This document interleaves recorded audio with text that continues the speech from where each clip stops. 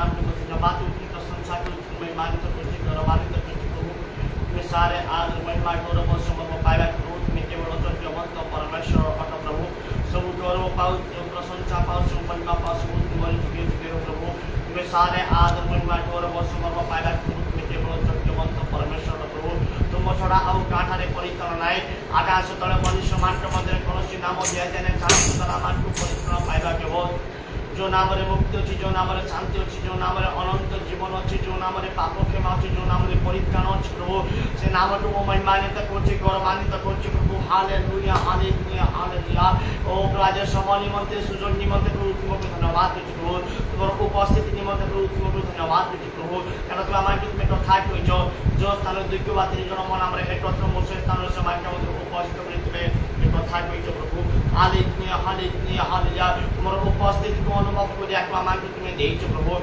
तुम नाम को धन्यवाद धन्यवाद धन्यवाद धन्यवाद धन्यवाद धन्यवाद धन्यवाद रदन रात्रि में प्रवास कर पारे किंतु प्रातः काल आनंद आसे आज आम प्रातः काल प्रभात समय आम तुम्हें एकत्र तुम्हें कर तुम सभा कार्य मध्य एक आनंदर पूर्णता तुम आम तुम्हें देच से तुम नाम को धन्यवाद दूसरी प्रशंसा मानित कर गौरवान्वित कर प्रभु हालेलुया हालेलुया हालेलुया नूतन पुनर्जीवित जुगे जुगे जीवित प्रभु hallelujah hallelujah hallelujah hallelujah hallelujah स्तुति पूजा प्रशंसा आराधना पाइबा तुम्हें केवल यज्ञवंत परमेश्वर प्रभु hallelujah hallelujah hallelujah hallelujah hallelujah उदारावत काचाला बारे बारे बारे बारे बारे बारे बारे बारे पूरा काल प्रभु तुम्हें भावादिमान को द्वारा तुम्हें कथा करती प्रभु किंतु এই শেষ কালে এই শেষ সময়ে अपना पुत्र को द्वारा तुम्हें कथा कर प्रभु हालेलुया আমার তুমি পবিত্রকৃত করেছো মনোনীত করেছো তোমার সভা আচরণ করিবা পাই প্রভু পুনি প্রভু তোমার আত্মা তোমার বাক্য আমার অন্তর মধ্যে তুমি রখিছ প্রভু হালেলুয়া হালেলুয়া যে মানে বিনষ্ট পুনা প্রত্যেকে ও প্রভু যিশুଙ୍କ রাজ্যে প্রবেশ করি পারিব হালেলুয়া হালেলুয়া হালেলুয়া ও প্রভু তোমার নামকে ধন্যবাদ দিছি প্রভু ধন্যবাদ ধন্যবাদ ধন্যবাদ ধন্যবাদ ধন্যবাদ ধন্যবাদ ধন্যবাদ এই জগৎকে মানে জয় করিব প্রভু हालेलुया हालेलुया जो करी विश्वास आमान को अंतर तुम्हें रखी प्रभु सिखबा तुम नाम को धन्यवाद दी प्रभु हालेलुया हालेलुया हालेलुया कारण प्रभु तुम्हारे तुम्हें विरुद्धर आत्मा दे नाओ किंतु शक्ति प्रेम सुविधर आत्मा देछ प्रभु सिखबा तुम नाम को धन्यवाद दी प्रभु तो प्रभु जगतर कौन मस्त कमे भय करिब नाय जगत को भय करिब नाय हालेलुया हालेलुया हालेलुया हालेलुया उदाराबा एक तुम्हारे शरीर ओ शरीर को निक्षेप करि पारंती आउ तुम्हें ताके तुम्हें भय कर प्रभु उदाराबाद काकाला बारा बारा बारा बारा बारा बारा बारा बारा बारा बारा उधर विवाह समाना बारा बारा बारा बारा बारा हालेलुया हालेलुया हालेलुया हालेलुया गौरव समर्पण स्तुति पूजा प्रशंसा आराधना तुम्हें पाओ प्रभु प्रार्थना सुन धन्यवाद ख्रीष्ट का नाम रे निवेदन करूछु आमेन।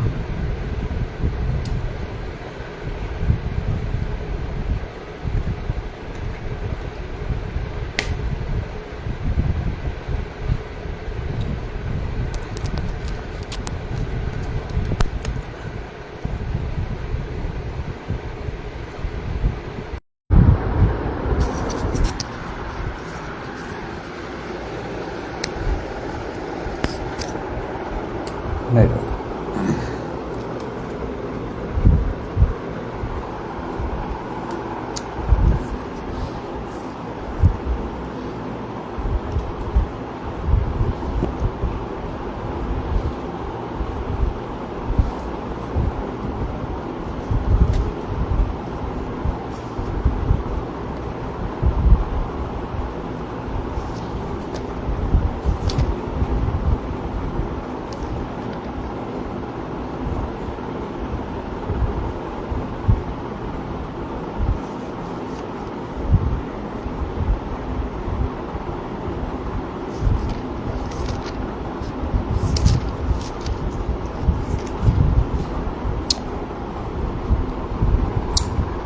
लूका 19 पर्व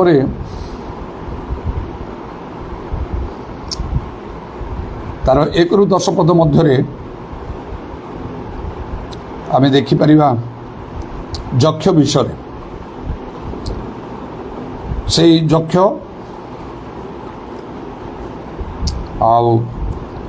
जड़े प्रधान करग्राही आ धनी लोक से थिले से जीसु किए ता देखा चेष्टा करुले मात्र लोक मान भिड़ हेतु से देखी पार न कारण से बांगर थे तेणु से ଗୋଟିଏ ଡିମିରି ଗଛରେ ଚଢ଼ିଲେ।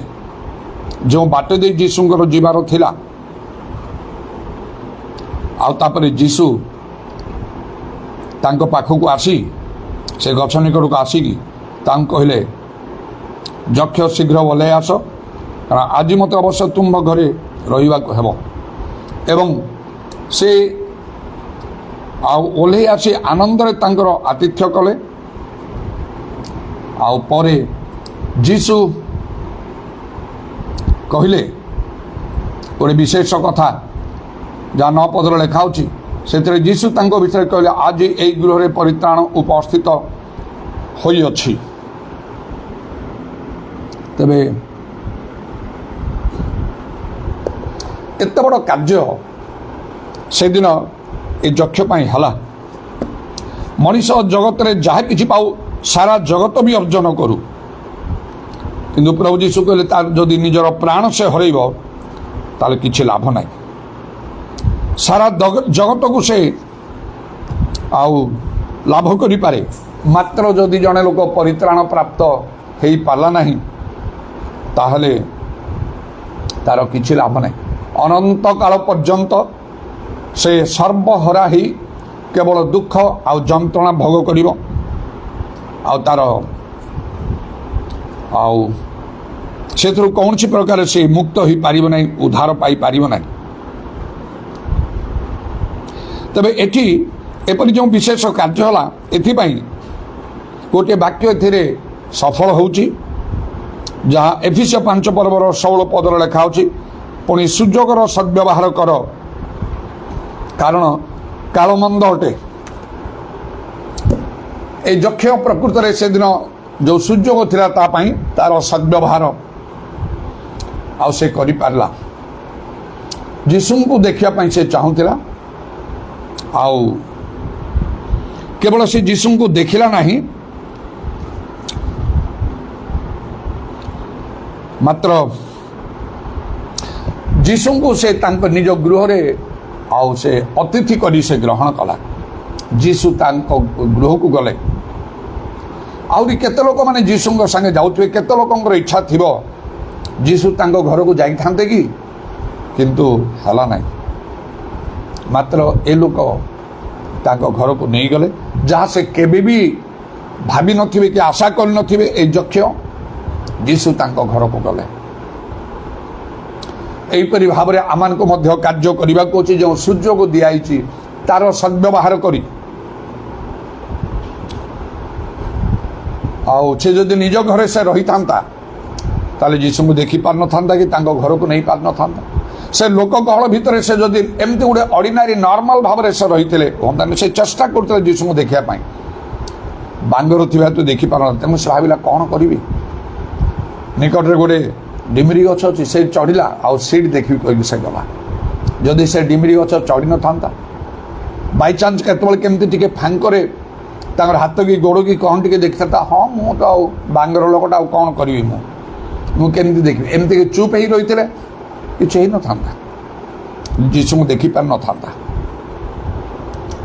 ଆଉ କେବେ ବି ଯୀଶୁ ଯଦି ତାଙ୍କୁ କହିଥାନ୍ତେ, ମୋତେ ବହୁତ ଲୋକ ଦେଖୁଥିଲେ, ମୁଁ ଯେତେବେଳେ ଯାଉଛି ମୋତେ ଦେଖିବା କେତେ ବଡ଼ କଥା, ଈଶ୍ୱରଙ୍କର ଦର୍ଶନ ପାଇବା କେଡ଼େ ବଡ଼ ବିଷୟ।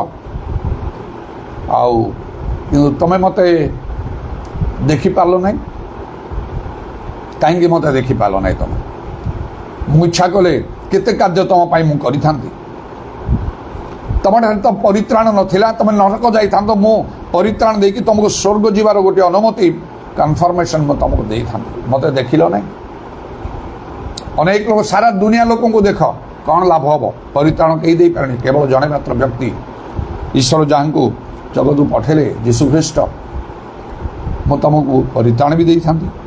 କେତେ ଲୋକ ଦେଖୁଥିଲେ ତ ମୋତେ ଦେଖିପାରନି। ସେତେବେଳକୁ ହୁଏତ ସେ କହିଥାନ୍ତେ, କ'ଣ କ'ଣ କରିବି ପ୍ରଭୁ, ମୋତେ ତ ଏମିତି କରି ତୁମେ ଜନ୍ମ ଦେଲ, ମୁଁ ଗୋଟେ ବାଙ୍ଗର ହେଲି। କେତେ ଚେଷ୍ଟା କରୁଥିଲେ ଦେଖିବା ପାଇଁ, ଲୋକମାନେ ଭିଡ଼ ହେଇକି ମାଡ଼ି ପଡ଼ୁଥିଲେ, ମୁଁ ଦେଖିପାରୁନଥିଲି। ମୋତେ ଟିକେ ଡେଙ୍ଗା କରିଦେଲ ନାହିଁ, ମୁଁ ଦାୟୀ ନା ତମେ ଦାୟୀ? ଦରକାର ହେଲେ ସେମିତି କହିପାରନ୍ତି। ଆଉ ଯୀଶୁ ସେତେବେଳେ ଉତ୍ତର ଦେଇଥାନ୍ତେ, ତମେ ତ ଜଣେ ପ୍ରଧାନ କରଗ୍ରାହୀ, ଟ୍ୟାକ୍ସ କଲେକ୍ଟର ଆଉ ଧନୀ ଲୋକ, ତମର କ'ଣ କିଛି ବୁଦ୍ଧି ଜ୍ଞାନ ନାହିଁ? ଧନୀ ହେବା ପାଇଁ କେତେ କାମ, କେତେ ପରିଶ୍ରମ, ବ୍ୟବସାୟ ଚାକିରି କେତେ କ'ଣ କଲା ପରେ ଟଙ୍କା ପଇସା କମେଇକି ଆଉ ଜଣେ ଧନୀ ହେବ। ତମେ ଏତେ ସବୁ ବୁଦ୍ଧି ଖଟେଇ ଏତେ ଧନ ପାଇଛ, ମୋତେ ଦେଖିବା ପାଇଁ ବୁଦ୍ଧି ଖଟେଇ ପାରିଲ ନାହିଁ? ଆଉ କ'ଣ ବୁଦ୍ଧି ଖଟେଇବି, ମୁଁ ପୁରା ବାଙ୍ଗର ଲୋକ। ତମେ ମୁଁ ଯେଉଁ ରାସ୍ତାରେ ଯାଉଥିଲି ସେଠି ଗୋଟେ ଡିମିରି ଗଛ ଥିଲା। ହଁ ହଁ ଡିମିରି ଗଛ ଥିଲା। ଚଢ଼ିଲନି ସେଠି ଯାଇକି? ମୋତେ ଦେଖିପାରିଥାନ୍ତ, କିଏ ଦେଖୁ ନ ଦେଖୁ ଡେଙ୍ଗା ଡେଙ୍ଗା ଲୋକ ଦେଖିପାରିନଥିବେ, ତମେ ତ ସମସ୍ତଙ୍କୁ ଡେଙ୍ଗା ହେଇଯାଇଥାନ୍ତ ଡିମିରି ଗଛ ଉପରେ ଚଢ଼ି, ମୋତେ ପୁରା ଦେଖିପାରିଥାନ୍ତ। ଆଉ ଜାଣୁଛ ମୁଁ କ'ଣ କରିଥାନ୍ତି? ସେତେବେଳକୁ ତୁମକୁ ଶୀଘ୍ର ବୋଲି ଆସ ବୋଲି କହିଥାନ୍ତି, ତୁମ ଘରକୁ ଯାଇଥାନ୍ତି, ତୁମକୁ ମୋ ପରିତ୍ରାଣ ଦେଇଥାନ୍ତି। ସେତେବେଳେ ଆଉ ତାର ବୁଦ୍ଧି ହଜିଯାଇଥାନ୍ତା। ସେହିପରି ଭାବରେ ଦିନେ ପ୍ରଭୁ ଆମମାନଙ୍କୁ କହିବେ, ତୁମକୁ ସୁଯୋଗ ଦିଆହେଇଥିଲା, କାହିଁକି ସେ ସୁଯୋଗର ସଦ୍ବ୍ୟବହାର କଲ ନାହିଁ? ଏବେ ଦଣ୍ଡ ପାଅ, ଏବେ ନରକ ଯାଅ, ସ୍ୱର୍ଗ ଯାଇପାରିବନି। କ'ଣ କରିବା? କିଏ ତାଙ୍କ ସହିତ ବିବାଦ କରିବ? ଲେଖା ହେଲା ସୁଯୋଗର ସଦ୍ବ୍ୟବହାର କର। ସେଇ ଏଫେସୀୟ 5 ପର୍ବର ତାର 16 ପଦରେ ପୁଣି ସୁଯୋଗର ସଦ୍ବ୍ୟବହାର କର, କାରଣ କାଳ ମନ୍ଦ ଅଟେ। କେଡ଼େ ସୁନ୍ଦର ଭାବରେ ସେ ସୁଯୋଗର ସଦ୍ବ୍ୟବହାର କଲା। ଜଣେ ଲୋକ ଘରକୁ ଯୀଶୁ ଗଲେ, ପରିତ୍ରାଣ ଦେଇଦେଲେ। ସେହିପରି ମଧ୍ୟ ସେ ବାର୍ଟିମେୟ ଅନ୍ଧ ରାସ୍ତାରେ ଯିବା ସମୟରେ ଲୋକ ଭିଡ଼ ଆଉ ଯେତେବେଳେ ଥିଲେ, ଯୀଶୁ ଯାଉଛନ୍ତି, ସେ ଶୁଣିଲା ଯୀଶୁ ଯାଉଛନ୍ତି, ସେ ଉଚ୍ଚ ସ୍ୱର କରି ଚିତ୍କାର କରି ଚିଲେଇ କଲା, ହେ ଯୀଶୁ ଦାଉଦ ସନ୍ତାନ ମୋତେ ଦୟା କର। ଲୋକମାନେ ତାକୁ ଧମକେଇଲେ, ହେଲେ ମଧ୍ୟ ସେ ଆହୁରି ଅଧିକ ଉଚ୍ଚ ସ୍ୱର କଲା। ସେ ଜାଣିଲା ଯେ ଏ ମୌକା ଛାଡ଼ିଲେ ହେବ ନାହିଁ। ଯୀଶୁ ଯାଉଛନ୍ତି ଏ ରାସ୍ତାରେ, ଆଉ କୁଆଡ଼େ କ'ଣ ଯାଉଥିବେ? ଏତେବେଳେ ମୋତେ ଅନ୍ଧ ଲୋକ, ମୋତେ କିଏ ନେଇକି ଯିବ ତାଙ୍କ ପାଖକୁ? ଆଜି ମୋ ବାଟ ଦେଇ ଯାଉଛନ୍ତି, ଏଇଟା ମୋର ସମୟ, ଛାଡ଼ିବି ନାହିଁ ଆଜି। ଲୋକ ଯାହା କୁହନ୍ତୁ, ଧମକ ତାକୁ ଆଉ ସେମାନେ ଧମକ ଦେଉଥିଲେ, ଧମକ ଦିଅନ୍ତୁ କି ଗୋଇଠା ମାରନ୍ତୁ କି ବାଡ଼ିରେ ମାରନ୍ତୁ, ଯାହା କରୁଛନ୍ତି କରନ୍ତୁ, ଛାଡ଼ିବି ନାହିଁ। ଯୀଶୁ ପରା ସୃଷ୍ଟିକର୍ତ୍ତା, ପଦେ ଆଜ୍ଞା କଲେ ସବୁ ହେଇଯିବ। ସେ ଚିଲେଇଲା, ଚିତ୍କାର। ଶେଷରେ ଯୀଶୁ କହିଲେ, ତାକୁ ଡାକ। ଆଉ ମୁଁ କ'ଣ କରିବି ପ୍ରଭୁ, ମୋର ଯେମିତି ମୁଁ ଦୃଷ୍ଟି ପାଏ। କହିଲେ ଦୃଷ୍ଟି ପାଅ। ସେ ମୁହୂର୍ତ୍ତରେ ତାର ଚକ୍ଷୁ ଫିଟିଗଲା। ଜୀବନ ସାରା ଅନ୍ଧ ହେଇଥିବା ଲୋକ ଭଲ ଲୋକ ହେଇଗଲା, ଆଖି ଫିଟିଗଲା, ଆଉ ସେ ଅନ୍ଧ ନାହିଁ। ତାର ସବୁକିଛି ବିଷୟର ପରିବର୍ତ୍ତନ। ଆଉ ସେ ଭିକ ମାଗିନଥିବ, ଖୁସିରେ ଘରକୁ ଯାଇଥିବ, କାମ ବ୍ୟବସାୟ କରୁଥିବ, ନିଜ ଲୋକବର୍ଗଙ୍କୁ ଦେଖିଥିବ, ଚିହ୍ନିଥିବ। କେତେ ଖୁସି, କେତେ ଆନନ୍ଦ ତା ଜୀବନ ବଦଳିବ। ମାତ୍ର ସେତିକି ଯଦି ସେ କରିନଥାନ୍ତା, ଯେଉଁ ଅନ୍ଧ ଭିକାରୀକୁ ସେମିତି ଅନ୍ଧ ଭିକାରୀ ରହିଥାନ୍ତା। ସେହିପରି ଆମେ ସୁଯୋଗର ସଦ୍ବ୍ୟବହାର କରୁନାହୁଁ ବୋଲି ପ୍ରଭୁଙ୍କ ଠାରୁ ଅନୁଗ୍ରହ ଆଶୀର୍ବାଦ ମାନେ ପାଉନା। ଆମକୁ ସୁଯୋଗ ମିଳୁଛି, ମାତ୍ର ଆମେ କରିପାରୁନା। ସୁଯୋଗ ଯେତେବେଳେ ଆମମାନଙ୍କୁ ମିଳିବ, ଜଣକୁ ଦିଆଯିବ, ଆମମାନଙ୍କ ପାଇଁ ଅଛି। ଆଜି ଦିନ ମଧ୍ୟ ସୁଯୋଗ ଅଛି। ଆମେ ଭାରତରେ, ଓଡ଼ିଶାରେ, କଟକରେ, ନିଜ ନିଜ ସହର ଗ୍ରାମରେ, ଘରେ ଆମେ ଶାନ୍ତିରେ ଅଛୁ। ଇରାନବାସୀ ଶାନ୍ତିରେ ନାହାନ୍ତି, ଇସ୍ରାଏଲବାସୀ ଶାନ୍ତିରେ ନାହାନ୍ତି, ଆମେରିକାବାସୀ ଶାନ୍ତିରେ ନାହାନ୍ତି। ଯୁଦ୍ଧ ଚାଲିଛି, ଭୟଙ୍କର ଭାବରେ କ୍ଷେପଣାସ୍ତ୍ର ମାଡ଼ ହେଉଛି, ମିସାଇଲ ମାଡ଼ ହେଉଛି, ଧ୍ୱଂସ ବିନାଶର ତାଣ୍ଡବ ଆଉ ସବୁ ଆଉ ଦେଖାଯାଉଛି। ଲୋକମାନେ ମରୁଛନ୍ତି, ଅନେକ ଅନେକ ଲୋକ, ଧନ ଜୀବନ ସବୁ ନଷ୍ଟ ହୋଇକି ଚାଲିଛି। ଅସ୍ଥିର ସେମାନଙ୍କର ଜୀବନ ଯୁଦ୍ଧରେ। ଆଉ ସବୁବେଳେ ସେଇ ତାର ଶବ୍ଦ ଗୁଡ଼ାକ, ସେ ବୋମା ବର୍ଷଣ ଇତ୍ୟାଦିର ଶବ୍ଦ ଗୁଡ଼ାକି ସେମାନେ ବ୍ୟସ୍ତ ହେଉଥିଲେ। ମୋତେ ଜଣେ ଆଫଗାନିସ୍ତାନରୁ ବୋଧେ ଫେସବୁକ୍ରେ ଆଉ ସେ ଫ୍ରେଣ୍ଡ ରିକ୍ୱେଷ୍ଟ ପଠାଇଲା, ମୁଁ ଆକ୍ସେପ୍ଟ କଲି। ତାପରେ କିଛି ସମୟ ତା ସହିତ ଚାଟିଂରେ କଥାବାର୍ତ୍ତା ହେଲା। ଆଉ ସେତେବେଳେ ସେ କହିଲା, ଆଉ ଏଠି ଆମେ ଆଦୌ ଶାନ୍ତିରେ ରହିପାରୁନା। ଆପଣ କେତେ ଭଲରେ ଅଛନ୍ତି ଇଣ୍ଡିଆରେ? କହିଲେ କାହିଁକି? ନା ସବୁବେଳେ ଏଇଠି ଖାଲି ୱାର୍ ୱାର୍ ୱାର୍, ସବୁବେଳେ ଖାଲି ଯୁଦ୍ଧ ଯୁଦ୍ଧ ଯୁଦ୍ଧ ଚାଲିଛି। ଟିକେ ବୋଲି ଶାନ୍ତି ନାହିଁ ଆମର। ନା କିଛି କାମ କରିପାରୁଛୁ, ନା ପାଠ ପଢ଼ି ପାରୁଛୁ, ନା ଟିକେ ଖାଇ ପିଇକି ଶାନ୍ତିରେ ଆମେ ବିଶ୍ରାମ କରିପାରୁଛୁ। ସବୁବେଳେ ଖାଲି ଯୁଦ୍ଧ ଯୁଦ୍ଧ ଯୁଦ୍ଧ। এই ପ୍ରକାର ଆମେ କେତେ ଭଲରେ ଅଛୁ। ତେଣୁ ମାତ୍ର ଲୋକମାନେ ସୁଯୋଗର ସଦ୍ବ୍ୟବହାର ସୁଯୋଗ ନଥିଲେ ମଧ୍ୟ ସଦ୍ବ୍ୟବହାର କରି କ'ଣ କରୁଛନ୍ତି ସେଇ ଇରାନରେ ଯେଉଁଠି ଖ୍ରୀଷ୍ଟିଆନିଟିକୁ ଅନୁମତି ନାହିଁ ଖ୍ରୀଷ୍ଟ ଧର୍ମ ଗ୍ରହଣ କରିବାକୁ ବା ତାକୁ ପାଳନ କରିବାକୁ ଆଉ ସେଠିକାର ସରକାରଙ୍କ ଆଉ ଦ୍ୱାରା ସ୍ୱୀକୃତି ଦିଆଯାଏ ନାହିଁ ଅତି ଭୟଙ୍କର ଯେଉଁମାନେ ପଦକ୍ଷେପ ନିଅନ୍ତି ଯେଉଁମାନେ ଖ୍ରୀଷ୍ଟ ଧର୍ମକୁ ବା ଯେକୌଣସି ଧର୍ମ ଗ୍ରହଣ କରିବେ ସେମାନଙ୍କୁ କଠୋର ଦଣ୍ଡ ଦିଅନ୍ତି ପ୍ରାଣଦଣ୍ଡ ମଧ୍ୟ ଦିଅନ୍ତି।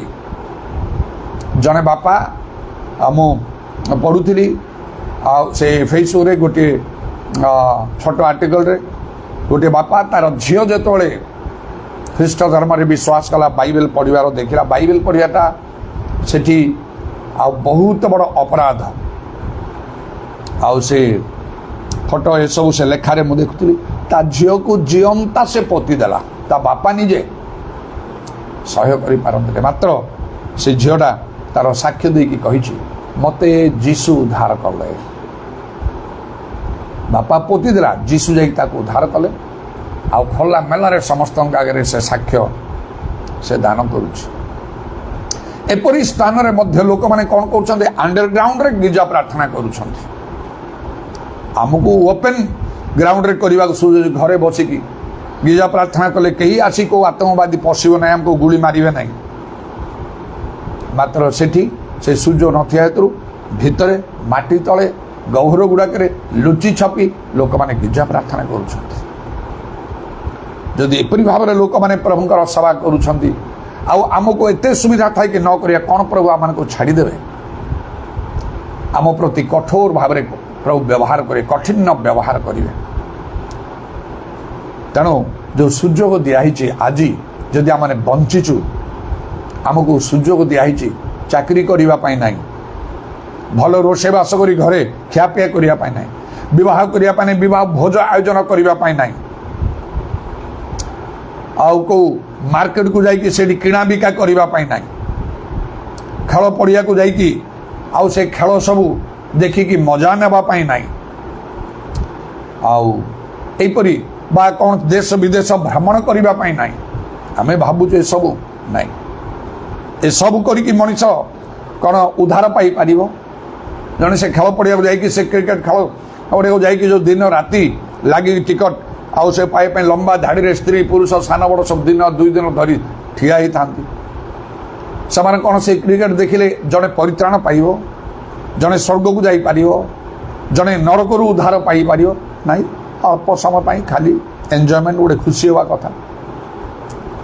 ତାହେଲେ ସୁଯୋଗର ସଦ୍ବ୍ୟବହାର କରି ଆମମାନଙ୍କୁ କ'ଣ କରିବାର ଅଛି ପ୍ରଥମ କଥା ସୁଯୋଗର ସଦ୍ବ୍ୟବହାର କରିବାକୁ ହେଲେ ନିଜର ପାପ ସ୍ୱୀକାର କରିବାକୁ ଅଛି। ପ୍ରଥମ କଥା ତାଠାରୁ ବି ଆହୁରି ପ୍ରଥମ ସତ୍ୟ ଈଶ୍ୱରଙ୍କୁ ଜାଣିବାକୁ ଅଛି।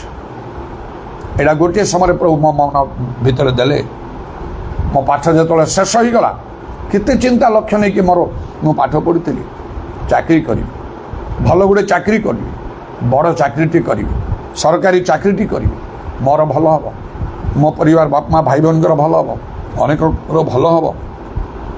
ଗାଁରେ ଅନେକ ଲୋକମାନେ କହୁଥିଲେ ସେହି ସମୟରେ ଉଚ୍ଚ ଶିକ୍ଷିତ ଲୋକମାନଙ୍କର ସଂଖ୍ୟା ବହୁତ କମ୍ ତେଣୁ ଅନେକଙ୍କର ଆଶା ଥିଲା କହୁଥିଲେ ମଧ୍ୟ ଗୋଟେ ବଡ଼ ଚାକିରି କରିବୁ ଆଉ ଆମ ସମସ୍ତଙ୍କର ଉପକାର କରିବୁ କହିକି ଅନେକଙ୍କର ଆଶା ଥିଲା ମୁଁ ବି କେତେ ଚିନ୍ତା ଲକ୍ଷ୍ୟ ରଖିଲି ମାତ୍ର ଯେତେବେଳେ ପାଠ ଶେଷ ହେଲା ପ୍ରଭୁ ଏମିତି ଭାବରେ ପ୍ରଭୁଙ୍କ ହସ୍ତ ମୋ ଉପରେ ଆସିଲା ଏପରି ଭାବରେ ପ୍ରଭୁ ମୋତେ କଥା କହିବାକୁ ଲାଗିଲେ ମୋର ଅନ୍ତରରେ ବା ମନରେ ମୋର ଚିନ୍ତାଧାରା ଆସିଲା ପାଠ ଶେଷ ହେଲା ଏବେ ଚାକିରି କରିବ ରାସ୍ତାରେ ଯାଉଥିବା ସମୟରେ ତୁମର ଗାଡ଼ି ଟଳମଳକି ଓଲଟି ଯାଉଥିଲା ମରିଯାଇଥାନ୍ତ ଚାକିରି କରିଥାନ୍ତ କି ତୁମେ ତୁମ ପାଠ ତୁମକୁ ରକ୍ଷା କରିଥାନ୍ତା ନାହିଁ ମରିଯାଇଥାନ୍ତ ତୁମେ ତାପରେ ସମସ୍ତେ ଜାଣିଥାନ୍ତେ ଏମିତି ଯିବା ସମୟରେ ଆକ୍ସିଡେଣ୍ଟ ହେଇଗଲା ମରିଗଲା ସେ ତାପରେ କୁଆଡ଼େ ଯାଆନ୍ତ ଈଶ୍ୱରଙ୍କର ସମ୍ମୁଖରେ ଠିଆ ହେଇଥାନ୍ତ ତୁମେ ସେ ଈଶ୍ୱରଙ୍କୁ ତୁମେ ଜାଣିଛ କି ଜଗତର ଅନେକ ଲୋକ ଅନେକ ବିଭିନ୍ନ ଲୋକମାନେ ବିଭିନ୍ନ ବ୍ୟକ୍ତିଙ୍କୁ ସେମାନେ ଈଶ୍ୱର ବୋଲି ମାନନ୍ତି କ'ଣ ସମସ୍ତେ ସତ ସବୁ ଧର୍ମର ନୀତି ନିୟମ ଭିନ୍ନ ସତ୍ୟ ଈଶ୍ୱର କିଏ ଖୋଜନ ଏଇଟା ତାହେଲେ ତୁମେ ରାସ୍ତାରେ ଯିବା ସମୟରେ ଆକ୍ସିଡେଣ୍ଟ ହେଲା ବେଳକୁ ତୁମେ ବର୍ତ୍ତିଯିବ ସେଇଠୁ ଈଶ୍ୱର ତୁମକୁ ରକ୍ଷା କରିବେ ସେତେବେଳେ କେହି ରକ୍ଷା କରିପାରିବେ ନାହିଁ ଯେମିତି ଦାନିଏଲକୁ ଆଉ କିଏ ରକ୍ଷା କରିପାରିଥାନ୍ତା प्रभु तांको दूत पठेबार सेना उद्धार पाइले तांको संगे माने सिंह हर्तरे से अग्निकुंड पड़ा समय ईश्वर पुत्र जाई सिना रक्षा कले एपरी समय किए उद्धार करिवो प्रभु कौन तुमको भल चाकरी दे पारे ना से तो सृष्टिकर्ता से चाहे सबू करें आदि जान मले तो तुम नरक जीव ना प्रथम कथा कौटा ये चिंता मो भीतर को आसला तापर मो स्थिर पिला रे सत सत मो ख्रीस्टियन सीना मो तो ये ख्रीष्ट धर्म सत बोली तो जानी ना शुआ साड़ी को कथा शिखेला भाया मत जमी शिखाई बाइबल बाल्य कालू मुझे सब कर सत्य विषय किए जानवा हम प्रथम कथा आसे सेमिति सुजोग अच्छी सत्य विषय जानतु प्रथमे मु जो रास्तार जाऊँगी से रास्ता ठीक ना भूल परमेश्वर मनीष गोटे रोबोट मेसीन करना बुद्धि ज्ञान सब देइछन्ति तेणु प्रत्येक को चिंता करने को हम सब विष पथरे पकई मो चिंता कली सत्य ईश्वर किए आउ प्रभु वाक्य अनुसार बाइबल अनुसार समस्त अंतगण सहित मुझे खोजिली मु पाइली सत्य ईश्वर को से जीशु छड़ा कहीं ना प्रमाण सहित पाइली प्रभु धन्यवाद हो तेणु सुजोगर सद्व्यवहार कर प्रथमे सत्य ईश्वर को बा सत्य कौन जानवा हम आओ प्रथम कथा द्वितीय निजर पाप स्वीकार करने को हम कारण पापर बर्तन मृत्यु जदि आमर पाप क्षमा है ना दंड तो आसव जगत रे आउ तापरे तो नरक निश्चय कौन सी लोक तार पाप क्षमा न पाई स्वर्ग को से जापर ना तेणु अविलंबे मुझे आरंभ कली मोर समस्त पाप स्वीकार सत्य ईश्वर को जाना कले जीशु को देखा कले शुद्धचित हवा को पड़ो बोली बाइबल पढ़ला मोर समस्त पाप स्वीकार करने को आरंभ कली यहाँ हूँ द्वितीय काम सुजोगर सद्व्यवहार करी सत्य ईश्वर को जानवा को हम सुजोगर सद्व्यवहार करी निजर पाप क्षमा पाइबा को हम सुजोगर सद्व्यवहार करी कौन करने को हम ईश्वर आज्ञा मानवा को हम कारण जो मैंने आज्ञा मानती से केवल स्वर्ग राज्य जापारे बाइबल लिखा हो जो मैंने आज्ञा पालन करेंगे ना से स्वर्ग राज्य जापारे से नरक जावाक पड़ो एवं बहुत प्रकार दंड अच्छी से जो मैंने आज्ञा पालन करें जगत में से प्रति बहुत आशीर्वाद रही जो मैंने प्रभु को कथा मानती प्रभु से प्रार्थना शुणती बोली बाइबल लिखा अच्छे सुजोगर सद्व्यवहार करी आज्ञा मानवा कह चिंता कर कौ आज्ञा मुझे मानुची कौटा मानु ना जोटा मानुची भल कथा मानिकी चलवा कह जोटा मानु ना नाईटा मुझे मानवी ए चिंता करने को जार मुंडे केवल चाकरी अच्छी व्यवसाय अच्छी से कौन कर सका तर तर होठी सब कम दाम घर सार देकी निजपाई प्रस्तुत कर से उठी चलला तार चाकरी को तापर से ऑफिस रे बसले तो से तार खाली चाकरी ना ता काम से ना चाकरी सारी संध्या बेल को आसी एग्जॉस्टेड टायर्ड हो जाइथिबो सोइबा को इच्छा होथिबो कौन टिके मार्केटिंग करिया को पुणी घर काम नहीं ये सब पछरे प्रथम कथा आमान को कौन कर सुजोगर सद्व्यवहार कर आउ तृतीय कौन कहली आज्ञा मानवा को हम नहले आउ नाना प्रकार दंड अभिशाप रही द्वितीय विवरण 28 पर्व पढ़िले पूरा जना पड़ो आज्ञा मानिले किपरि आशीर्वाद आज्ञा न मानिले किपरि दंड सब चारि रे कौन करने को सूर्य जतला मान को दिखाई मत आम को एपरी अनेक को आम इच्छा कले गिजार बसी पारे इच्छा कले बाहर बुलवा इच्छा कले शोईकी रही इच्छा कले कड़े पिकनिक जावा किए गोटे निमंत्रण देती बाहाघर को जावा ए सब गुड़ाक प्रथम काम ना ए सब जरूरी नहीं जड़े लोक जो जीशु प्रभु तुम पचे जी मात्र केवल बापा को कबर देके आस जीशु अनुमति देला ना मृत मान को कबर देवे तुम ईश्वर राज्य घोषणा कर निज बापा को कबर दबाटा जदि गुरुत्वपूर्ण हला ना आ गोटे बाहाघर अटेंड करवा किए गोटे डाकी घर को जावा गेस्ट मान को एंटरटेन करवा मार्केटिंग करवा एगुड़ाक गुरुत्वपूर्ण विषय नहीं बाइबल लिखा तेणुक प्रथम राज्य धार्मिकता अन्वेषण कर तेणु कौन करने को सुजोगर सद्व्यवहार करी प्रथमे कहली सत्य ईश्वर को जानवा को दुई रे कहली पाप स्वीकार करने को तीन रे कहली आज्ञा मानवा को हम चारि रे हूँ प्रभु को इच्छा साधन करने को हम कारण जो मैंने प्रभु को इच्छा साधन करते ना से स्वर्ग जापारे परिष्कार जीशु कहीदे माथ्यू 7 पर्व 21 पदरे खाली गिरजा प्रार्थना कले हम नहीं दिन सारा गिरजा प्रार्थना प्रभु को इच्छा मुझे करूली सेमती दिन राति गिरजा प्रार्थना प्रभु को इच्छा कौन है मु तो भावी मु प्रभु को जानिला परे मु प्रभु मत आशीर्वाद करे मु आश्चर्य कर्म हम मु भल चाकरी पाइबी सब भल मात्र एने प्रभु कथा कले चाकरी करिवो नाही प्रभु को कार्य करिवो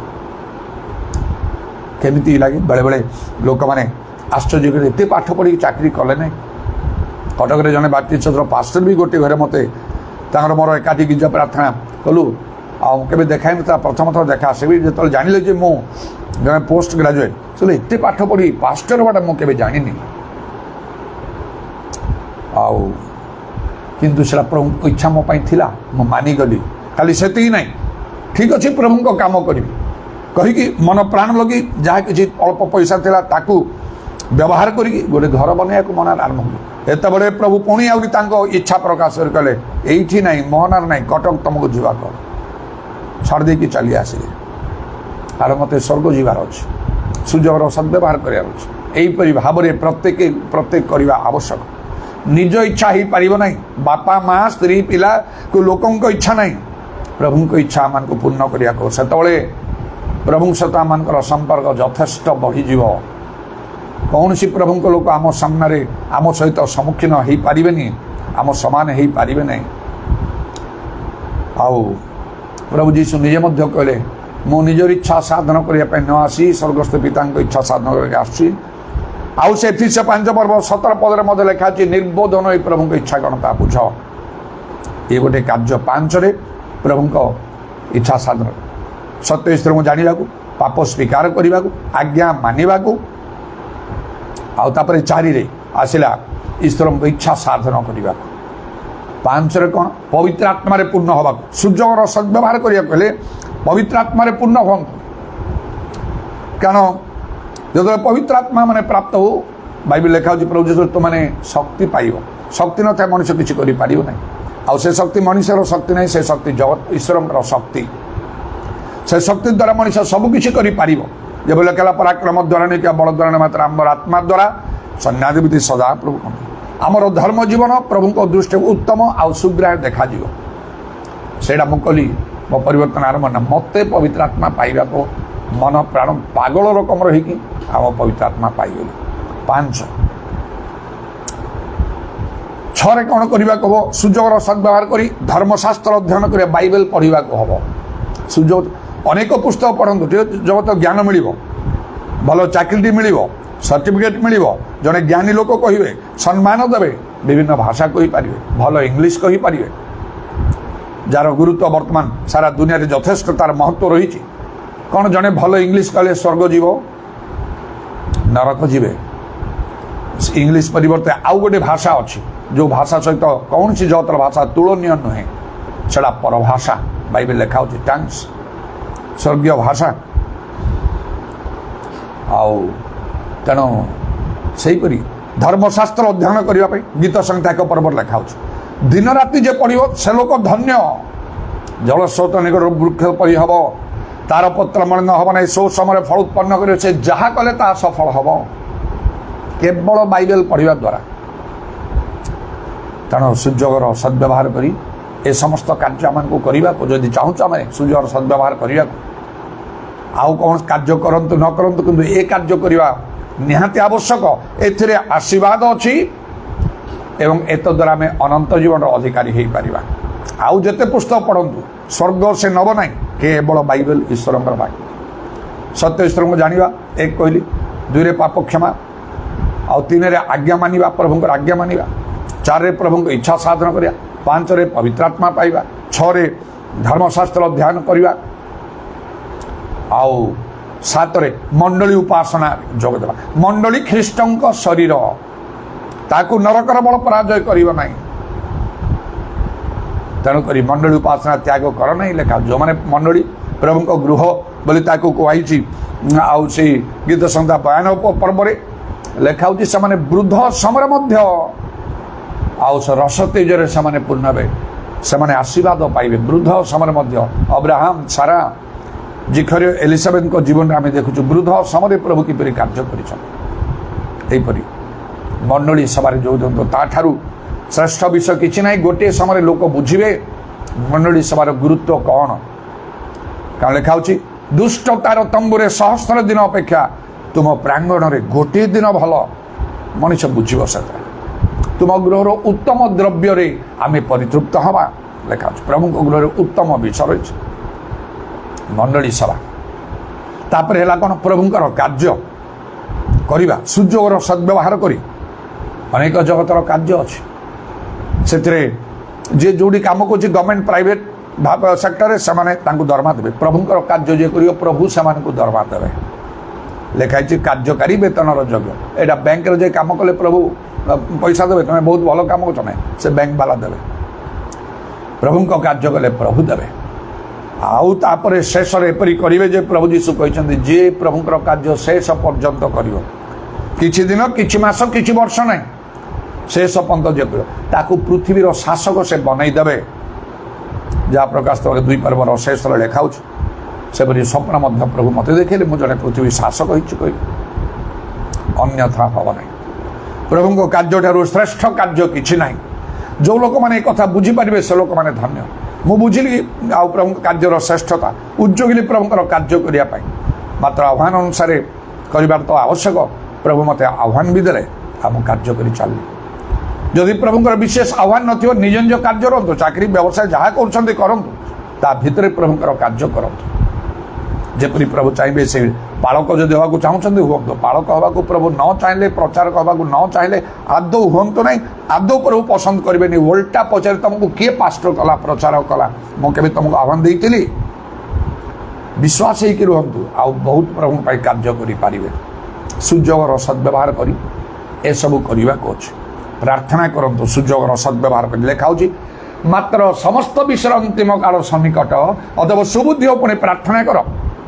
ପ୍ରାର୍ଥନା କରିବା ପାଇଁ ସଚେତନ ଥା। ପ୍ରାର୍ଥନାରେ ସମୟ କାଟନ୍ତୁ। ନ୍ୟୁଜ୍ ପେପର ପଢ଼ିକି ଦେଶ ବିଦେଶର ଖବର ଟିକେ ଜାଣିବେ, ଆଉ କ'ଣ ହେବ? ଖେଳକୁ ଯାଇକି ଟିକେ ଖୁସି ହେବେ, ଆଉ କ'ଣଟା ହେବ? ଅନେକ କିଛି କାର୍ଯ୍ୟ ଆପଣଙ୍କର ଥାଇପାରେ ବିଭିନ୍ନ, ମାତ୍ର ପ୍ରାର୍ଥନାରେ ସମୟ କାଟନ୍ତୁ। ଯେପରି ଜଣେ ପ୍ରଭୁଙ୍କ ଲୋକ ଯଥେଷ୍ଟ ସମୟ ପ୍ରାର୍ଥନା କରିବା କର୍ତ୍ତବ୍ୟ। ତେଣୁ ଦାଉଦ କହିଲେ ଗୀତ ସଂହିତାର ଗୋଟିଏ ସ୍ଥାନରେ, ମୁଁ ପ୍ରାର୍ଥନାରେ ପ୍ରବୃତ୍ତ, ମାନେ ଲାଗି ରହିଛି। ଆଉ ବାଇବେଲ ଲେଖାଛି ନିରନ୍ତର ପ୍ରାର୍ଥନା କର। ସେ ପ୍ରାର୍ଥନା ପ୍ରଭୁ ଉତ୍ତର ଦେଇ ଅଜ୍ଞାତ ମହତ୍ ଦୁଷ୍କର ବିଷୟମାନ ସାଧନ କରନ୍ତୁ। ସେ ଧନୀ ଲୋକ ମରିଗଲା ପରେ ନରକରେ ଯାଇ ପ୍ରାର୍ଥନା କଲା, ହେ ପିତ ଅବ୍ରାହମ, ଆଉ ଏ ଲାଜରକୁ ପଠେଇ ଦିଅ, ମୁଁ ଏଇଠି ନିଆଁରେ କଲବଲ ହେଉଛି, ତାର ଅଙ୍ଗୁଳିକୁ ପାଣିରେ ବୁଡ଼େଇ ମୋ ଜୀବକୁ ଟିକେ ଥଣ୍ଡା କରିବ। ପ୍ରାର୍ଥନା କଲା ନା।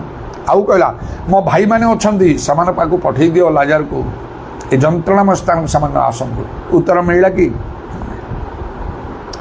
ତେଣୁ ପ୍ରାର୍ଥନାର ଉତ୍ତର କେବଳ ଜଗତରେ ହିଁ ମିଳିବ, ପରେ ଆଉ ମିଳିବ ନାହିଁ। ଯେଉଁମାନେ ପ୍ରାର୍ଥନାରେ ହେଳା କରନ୍ତି, ପ୍ରାର୍ଥନାର ମୂଲ୍ୟ ସେତେବେଳେ ସେମାନେ ବୁଝିବେ, ସେ ନରକର ଅଗ୍ନିରେ କଲବଲ ହେଲାବେଳେ ସେମାନେ ବୁଝିବେ। ତେଣୁ ପ୍ରାର୍ଥନା କରନ୍ତୁ ନିଜ ପାଇଁ। ଅନେକ ନିଜ ପରିବାରର ଅନେକ ଲୋକମାନେ, ନିଜ ଲୋକମାନେ ପରିତ୍ରାଣ ପାଇନାହାନ୍ତି, ସତ୍ୟ ଜାଣିନାହାନ୍ତି, ନଷ୍ଟ ହେବେ, ନରକ ଯିବେ। ମିଶିକି ଘରେ ରହୁଛୁ, ମାତ୍ର ସେତେବେଳକୁ ସ୍ୱର୍ଗରେ ନରକରେ, ସେତେବେଳକୁ କରିହେବ ନାହିଁ। ମୁଁ ତ ଦିନେ ସେ ସ୍ୱପ୍ନରେ ସ୍ୱର୍ଗରେ ରହିକି, ଆଉ ମୁଁ ଆଣ୍ଠେଇ ଯେତେବେଳେ କାନ୍ଦିଲି, ମୋ ଲୋକମାନେ ଏଠିକି ଆସିପାରିବେ ନାହିଁ। ଯୀଶୁ ମୋ ପିଠିରେ ହାତ ରଖିଲେ, ଏହି ସ୍ଥାନରେ କ୍ରନ୍ଦନ ନାହିଁ, ବନ୍ଦ ହେଇଗଲା। କାନ୍ଦିବାର ନାହିଁ କି ପ୍ରାର୍ଥନା କରିବାର ନାହିଁ, ଯାହା ହେଉଛି ବର୍ତ୍ତମାନ।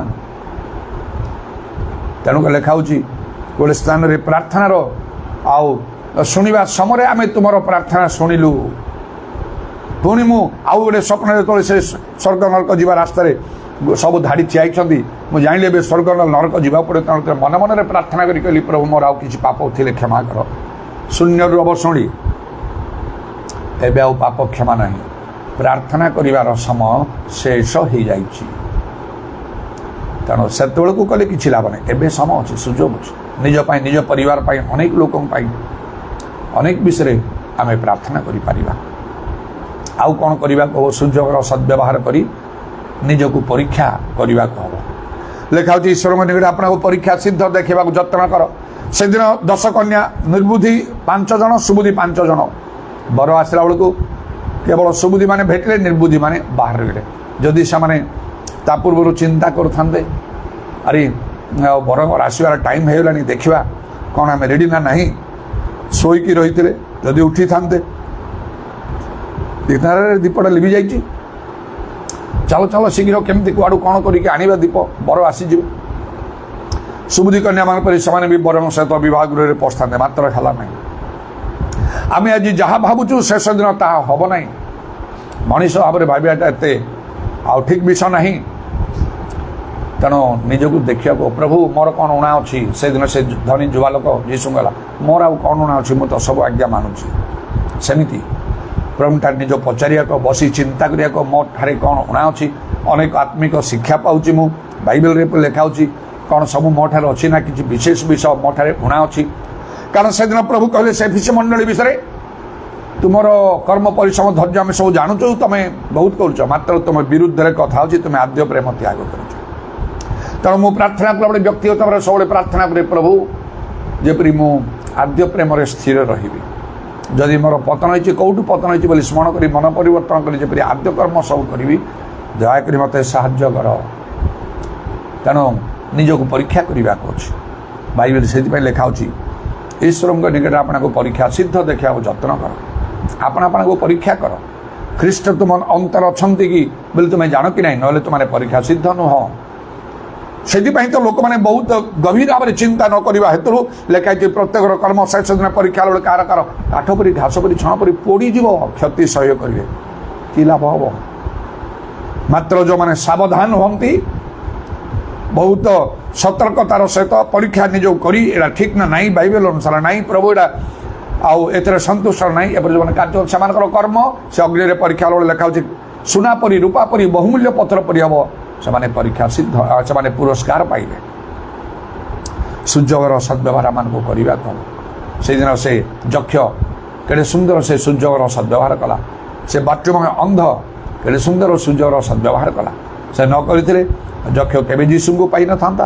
ସେ ବାଟ୍ୟମୟ ଅନ୍ଧ ଯାବଜୀବନ ସେ ଅନ୍ଧ ହେଇକି ରହିଥାନ୍ତା। ଆଜି ଆପଣଙ୍କ ଜୀବନ ବଦଳି ଯାଇପାରିବ। ଏବେ ବି ସେ ଯୀଶୁ ଜୀବିତ, କାଲି ଚିରକାଳ ସମାନ ଅଟନ୍ତି। ଆମମାନଙ୍କୁ ସଚେତନ ଜାଗ୍ରତ ହେବାକୁ ହେବ, ବୁଦ୍ଧିର ସହିତ ଆମମାନଙ୍କୁ କାର୍ଯ୍ୟ କରିବାକୁ ହେବ। ସୁଯୋଗ ଦିଆହେଇଛି, ସଦ୍ବ୍ୟବହାର କରିବାକୁ ହେବ। ଖାଲି ଭଲ ଖାଇ ପିଇ ପିନ୍ଧି ମାର୍କେଟିଂ କରି, ଚାକିରି ବ୍ୟବସାୟ କରି, ଆରାମ କରି, ଆଉ ସେ ନାଚ କୁଦ କରି, ଖେଳ ଆଉ ସେ ଖେଳିବା, ନହେଲେ ଯାଇକି ଦେଖିବା, ନହେଲେ କ'ଣ ଦେଶ ବିଦେଶ ଯିବା, ଭ୍ରମଣ କରିବା, ଆରାମରେ ବିଶ୍ରାମ କରିବା, ଘର ଦ୍ୱାର ବନେଇବା, କେବଳ ଏଥିପାଇଁ ନାହିଁ। ଜାଗତିକ ବିଷୟ ଏଗୁଡ଼ାକରେ ବେଶୀ ମନ ଦେଲେ ଏଥିରେ ଦଣ୍ଡ ଅଛି। ନୂଅଙ୍କ ସମୟରେ, ଲୋଟଙ୍କ ସମୟରେ ଲୋକମାନେ ଏହା ସବୁ କରୁଥିଲେ, ପ୍ରବୃତ୍ତ ଥିଲେ। ଜଳ ସେମାନଙ୍କୁ ଜଳ ପଳୟ ଆସି ଭସେଇକି ନେଲା। ଶାରୀରିକ ଭାବ ମୃତ୍ୟୁଜନକ, ଆତ୍ମିକ ଭାବ ଜୀବନ ଓ ଶାନ୍ତିଦାୟକ ଲେଖା ଅଛି। ସବୁ ପଛରେ କରି ଆତ୍ମିକ ବିଷୟମାନଙ୍କୁ କରିବାର ଅଛି। ସୁଯୋଗର ସଦ୍ବ୍ୟବହାର କର ବୋଲେ, ସୁଯୋଗର ସଦ୍ବ୍ୟବହାର କରି ଆଉ କ'ଣ କରିବାର ଅଛି? ଯେତେବେଳେ ସୁଯୋଗ ଅଛି, ଜଣେ ପ୍ରଭୁଙ୍କ ପ୍ରକୃତ ଜଣେ ପ୍ରଭୁଙ୍କ ଲୋକ ସହିତ ସାକ୍ଷାତ କରିବାକୁ ଅଛି, ମିଶିବାକୁ ଅଛି, ତାଙ୍କ ସହିତ ଟିକେ ସମୟ କାଟିବାକୁ ଅଛି, ବା ତାଙ୍କୁ ଅନୁରୋଧ କରିବାକୁ ଅଛି ନିଜ ଘରକୁ ଯିବା ପାଇଁ। କେମିତି ଇଲିଶା ଯାଉଥିଲେ ସୁନେମ ଦେଇ, ସେ ସୁନେମିଆ ଦେଖିଲା ଏ ପରମେଶ୍ୱର, ତା ସ୍ୱାମୀ କହିଲା, ସେ ବାଧ୍ୟ କରି ସେ ପରମେଶ୍ୱର ଲୋକଙ୍କୁ ଇଲିଶା ତାଙ୍କ ଘରକୁ ନେଲା। ସେ ଧନବତୀ ସ୍ତ୍ରୀ, ତା ସ୍ୱାମୀ ବୃଦ୍ଧ, ସନ୍ତାନ ନାହିଁ। ଇଲିଶା ପଦେ କହିଦେଲେ, ଏ ଋତୁ ଫେଲା ବେଳେ ପୁଅ ଥିବ, ପୁଅ ହେଇଗଲା। ଦିନେ ସେ ପୁଅ ମରିଗଲା, ଆଉ ପୁଣି ସେ ତାକୁ ବଞ୍ଚେଇ ଦେଲେ। କେତେ ଡକ୍ଟର ପାଖକୁ ସେମାନେ ଯାଇଥିବେ, ବୈଦ୍ୟମାନ ପାଖକୁ ଯାଇଥିବେ ଚିକିତ୍ସା ପାଇଁ, ସନ୍ତାନ ହେବ ବୋଲି। ସେମାନେ ତାଙ୍କର ଧନୀ ଲୋକ ପରା, କିଛି ହେଇନାହିଁ। ମାତ୍ର ଇଲିଶା ପଦେ କହିଦେଲେ। ଏହିପରି ସୁଯୋଗର ସଦ୍ବ୍ୟବହାର କରି ପ୍ରକୃତ ଜଣେ ପ୍ରଭୁଙ୍କ ଲୋକଙ୍କୁ ଚିହ୍ନିବାକୁ ହେବ, କାର୍ଯ୍ୟ କରିବାକୁ। ଗତ ଥର ଯେତେବେଳେ ମୋତେ ପ୍ରଭୁ ବାଧ୍ୟ କରିକି ଯିବାକୁ ଦେଲେ, ଆଉ ମୁଁ ଯେମିତି ଗଲି, ଆଉ ସେଇ ପାଷ୍ଟର ସାମସନ୍, ତାଙ୍କ ପୁଅ ଜାସନ୍ ତ ମୋ ସଙ୍ଗେ ସେ ଆସିଅଛି। ସେମାନେ କହିଲେ ଟିକେ, ସେ ନିଜେ ମଧ୍ୟ କିଛି କିଛି ତାଙ୍କର ସମସ୍ୟା ଅଛି କହିକି, ଆଉ ଗାଁରେ ପାଣିର ଟିକେ ଅଭାବ, ଆଉ କ'ଣ କ'ଣ କହିକି ସେ ଟିକେ ବିଳମ୍ବ କଲେ ମୋର ଯିବାରେ। ତାପରେ ଆହୁରି ପ୍ରଭୁ ଯେତେବେଳେ ମୋତେ କଥା କଲେ କଡ଼ା ଭାବରେ, ମୁଁ ସେଇ ସ୍ୱପ୍ନ ଦର୍ଶନ କଥା କହିବାରୁ ସେ କହିଲେ, ଆଜି ଚାଲି ଆସନ୍ତୁ। ଯେଉଁଦିନ ମୁଁ ଗଲି, ତାଙ୍କର ବଡ଼ ପୁଅ ଯିଏକି ଘର ଭିତରେ ପଡ଼ିକି ଶୋଇକି ରହୁଥିଲା, କେହି ତା ମୁହଁ ଦେଖିପାରୁନଥିଲେ, କଥାବାର୍ତ୍ତା କରିପାରୁନଥିଲା, ଗିର୍ଜା ପ୍ରାର୍ଥନାରେ ବସିପାରୁନଥିଲା, ତା ପାଇଁ ସେମାନେ ସମସ୍ତେ ଟେନସନ୍।